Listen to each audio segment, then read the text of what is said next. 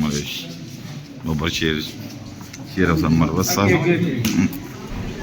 जी मरवत साहब बड़े खुश दिखाई दे रहे हैं, खान साहब से मुलाकात की इजाज़त आखिरकार आप लेके हटे।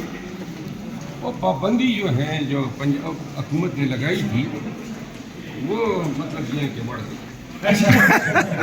कौन कौन से 4 नाम मिलेंगे, कौन कौन से नाम जा रहे हैं सर मिलने? आज नहीं वो तो अब ये होगा ना जो पहले से मुलाकात चल रही थी वही।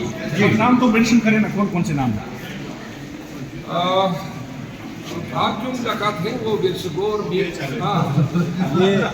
मुबारकबाद दे रहे हैं सर, मुबारकबाद दे रहे हैं सर। मुलाकात है बिरसगोर साहब की, मेरी उमेर नियाजी साहब और रांझा साहब की। अच्छा, तो ये 4 वकला आज मिलेंगे और बाकी जो अमल दरामद है ICA के मुताबिक होगा।